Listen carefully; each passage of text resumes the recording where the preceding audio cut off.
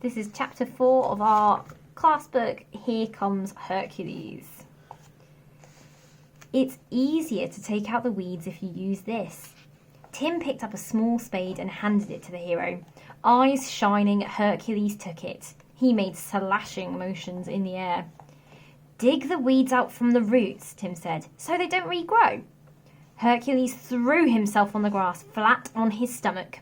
He stuck his nose near a dandelion and snarled at it. Killing the good plants, eh? I'll soon stop you. He lashed out with a spade. He lopped the head off one dandelion, then another. Not like that, Tim shouted, alarmed. That just spreads the weeds. You end up with more. Hercules ignored him. He leapt to his feet at super speed. The hero darted around the garden, ducking and bobbing, lopping the heads off all the weeds. How was that? Hercules said when they came to a halt. Are you not amazed by my strength and agility? Tim looked to the decapitated blossoms strewn across the garden. It would take forever to clear them up. Now he had even more work to do. He frowned. What's wrong? Hercules asked, looking offended. Are you not pleased? I did it as you asked. You saw me destroy the wicked weeds. Yes. Tim didn't want to hurt the hero's feelings. After all, he was only trying to help. But that only makes them come back faster.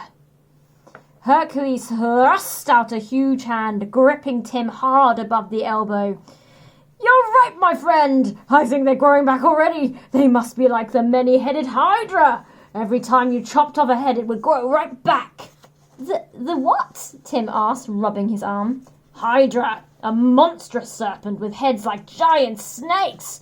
It was so venomous, even its breath could kill. Hera created it purely so that it would destroy me. Tim gaped. This Hera must have been truly awful. Do you want to know how I defeated it? I will tell you. First, I covered my nose and mouth to protect myself from its foul breath. Hercules demonstrated with his free hand. Then I cut off all its heads as fast as I could. With a yell, Hercules charged around the garden again, slashing and ripping with the spade. This time he sliced up all the flowers too.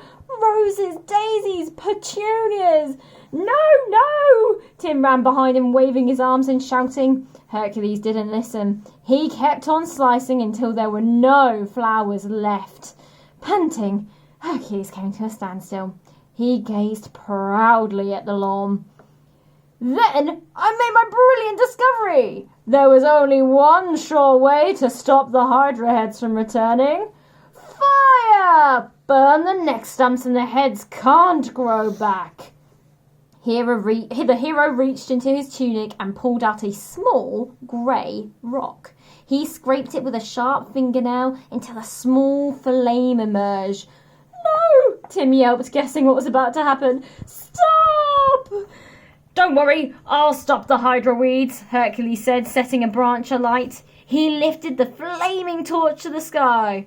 Because I'm a hero! Before Tim could stop him, Hercules took off, racing around the garden. The hero seared all the plant stems with the burning torch. He burnt weeds and flowers alike. Soon, all that was left was a blackened, smoking mess. Small flames erupted here and there, and Tim chased after them, kicking up clods of dirt to put them out. Hercules extinguished the torch with a flourish. There, I have saved your garden. No, don't thank me. That's what heroes are for.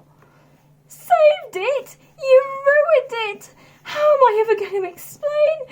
The words died in Tim's throat as Mum's car pulled up. Still wearing her cleaner's uniform, Mum climbed out of the car. She looked tired. Her shoulders were slumped, and she was walking slowly.